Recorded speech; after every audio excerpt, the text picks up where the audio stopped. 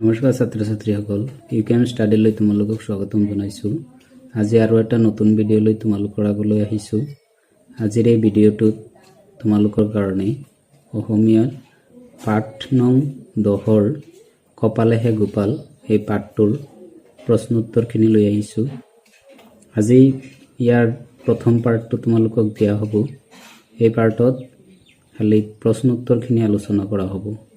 পিছত নেক্সট পাৰ্টত ব্যাখ্যা, মূল ভাৱ আৰু টেক্সচুৱেল যিখিনি গ্ৰামাৰ আছে সেইখিনি দিয়া হ'ব। বলা ভিডিঅ'টো আৰম্ভ কৰোঁ। 1 নম্বৰত আছে ভাগ্যধৰ কোন আছিল? ভাগ্যধৰ কামাখ্যাৰ আঠপৰীয়া এজনৰ ল'ৰা আছিল। বিক্ৰমাদিত্য ক'ৰ ৰজা আছিল? বিক্ৰমাদিত্য উজ্জয়িনীৰ ৰজা আছিল। মিহিৰমুনি কিয় কামৰূপলৈ আহিছিল? মিহিৰমুনি কামাখ্যা দৰ্শন কৰিবলৈ কামৰূপলৈ আহিছিল। ডাক পুৰুষৰ জন্মদাতা বুলি কাক বিশ্বাস কৰা হয়? ডাক পুৰুষৰ জন্মদাতা বুলি মিহিৰমুনিক বিশ্বাস কৰা হয়। 5 নম্বৰ, ভাগ্যধৰ ফুল গছজোপাত কিয় উঠিছিল? ভাগ্যধৰ মিহিৰমুনিৰ আগমনৰ হুলস্থুলীয়া ৰং চাবলৈ ফুল গছজোপাত উঠিছিল। সুবাহু কোন বংশৰ ৰজা আছিল? সুবাহু নৰক বংশৰ ৰজা আছিল। 7 নম্বৰ, গুৰুদেৱ আপুনি মোৰ ঈশ্বৰ, আপোনাৰ জ্যোতিষীয়া বাণীৰে অষ্টম দৰিদ্ৰ মোক আজি কোটিপতি কৰিছে। উক্তিষাৰ কাৰ? উক্ত কথাষাৰ ভাগ্যধৰৰ। মিহিৰমুনিয়ে কামাখ্যা দৰ্শন কৰিবলৈ আহোঁতে কামাখ্যা পৰ্বতত হোৱা উখল মাখল পৰিৱেশটিৰ বৰ্ণনা তোমাৰ নিজৰ ভাষাৰে লিখা। মিহিৰমুনি উজ্জয়িনীৰ পৰা কামৰূপৰ কামাখ্যা দৰ্শন কৰিবলৈ আহিছিল। এই বতৰা পাই কামাখ্যা পৰ্বতত আনন্দৰ উখল মাখল লাগি গ'ল। পাণ্ডা বাপুসকলে এইজনা ভাৰত বিখ্যাত পণ্ডিতক দৰা আদৰাৰ দৰে আদৰিবলৈ মেখেলা উজোৱা বাটৰ নামনিত বাট চাই আছে। যথাসময়ত মিহিৰমুনি আহি পালে। তেওঁ আহি পোৱাৰ লগে লগে কাণ তাল মৰাকৈ ঢোল খোল কালি আদি বাজনা বাজি উঠিল। ল'ৰাৰ কিৰিলি, আয়তীৰ উৰুলি আৰু ব্ৰাহ্মণসকলৰ শংখ ঘণ্টাৰ ধ্বনিৰে আকাশ বতাহ নিনাদিত হ'ল। 9 নম্বৰটো অলপ দীঘলীয়া প্ৰশ্ন। ভাগ্যধৰ কিদৰে কোটিপতি হৈ উঠিল? পাঠৰ আধাৰত চমুকৈ লিখা।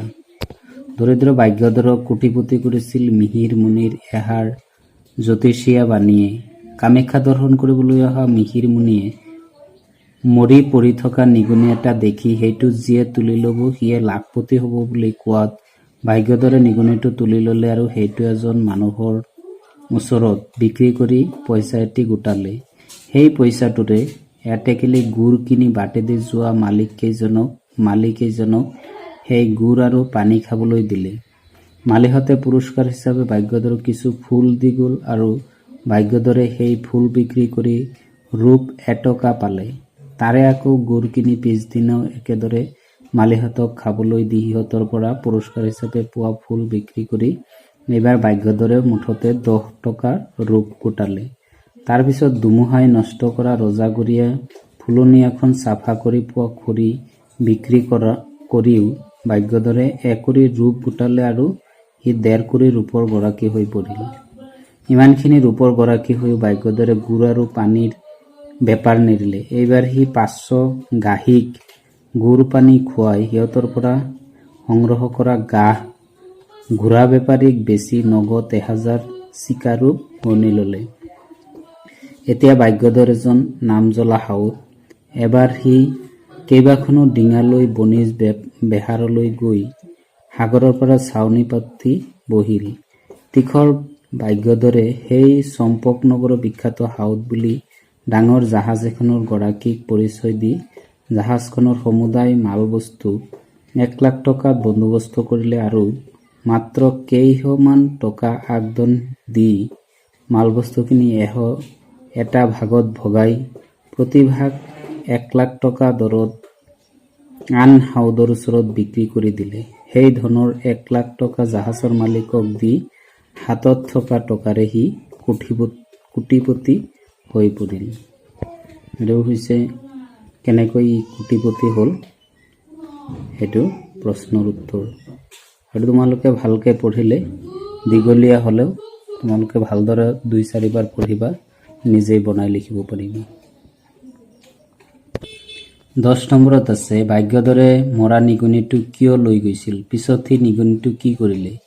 মিহিৰমণিয়ে মৰা নিগনিটো সেই শুভ ক্ষণটোত যিয়ে বুটলি ল'ব সিয়ে লাখপতি হ'ব বুলি কৈছিল। মিহিৰমণি মহাজ্ঞানী জ্যোতিষীয়া মানুহ, তেওঁক চাবলৈয়ে আন মানুহৰ দৰে ভাগ্যধৰেও তালৈ গৈছিল। তেনেকুৱা জ্যোতিষীয়া মানুহ এজনে কোৱা কথা ফলিয়াবই বুলি বিশ্বাস কৰি ভাগ্যধৰে মৰা নিগনিটো বুটলি লৈ গৈছিল।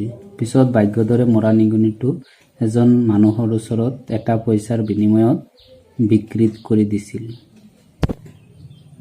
11 নম্বৰ ভাগ্যধৰৰ অচলা গুৰুভক্তিৰ বিষয়ে লিখা। লক্ষীদেৱীৰ সুপুত্ৰ হৈও ভাগ্যধৰে মিহিৰমণিলৈ পাহৰা নাছিল।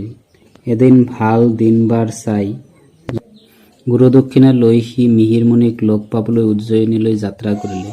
এজন কামৰূপী হাউদে সোণৰ শৰাইত গুৰুদক্ষিণা লৈ তেওঁক মান ধৰিবলৈ যোৱা শুনি মিহিৰ পণ্ডিত বৰ আচৰিত হ'ল। যথাসময়ত ভাগ্যধৰে গুৰুদক্ষিণা আগবঢ়াই তেওঁৰ ভৰিত দীঘল দি পৰি ক'লে, গুৰুদেৱ, আপুনি মোৰ ঈশ্বৰ, আপোনাৰ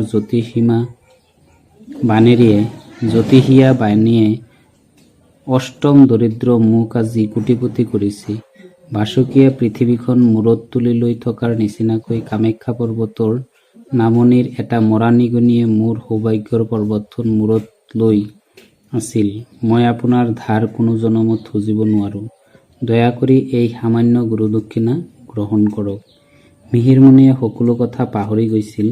ভাগ্যধৰে আঁতিগুৰি সোঁৱৰাই দিয়াৰ তাৰ আচলা গুৰুভক্তি দেখি তেওঁ বৰ আনন্দ পালে। তাক তেওঁ জুলুকে বামুণীয়ে আশীৰ্বাদ দিলে। সেইদিনা ভাগ্যধৰে তেওঁৰ ঘৰতে ৰাতিৰ অতিথি সাক্ষাৎ দামোদৰ হৈ থাকিল। তো এইখিনি আছিলে 1 পৰা 11 নম্বৰলৈকে প্ৰশ্ন উত্তৰ। প্ৰথম পাৰ্টত এইখিনি দিলোঁ। তাৰপিছত ইয়াৰ প্ৰসংগ সংগতি দৰ্শাই বাক্য ৰচনা আৰু 2টা প্ৰশ্ন ৰৈ গৈছে, 13, 14, 15 চমু টোকা। বাকী যিখিনি আছে সেই গোটেইখিনি পিছৰ ভিডিঅ'ত দিয়া হ'ব। আশা কৰিলোঁ তোমালোকে এই ভিডিঅ'টো চাই ভাল পাবা। যদি মোৰ এই ভিডিঅ'টো চাই ভাল পোৱা তেনেহ'লে মোৰ এই চেনেলটো ছাবস্ক্ৰাইব কৰি দিবা আৰু ভিডিঅ'টো লাইক আৰু বন্ধুবৰ্গক শ্বেয়াৰ কৰি দিবা। ধন্যবাদ।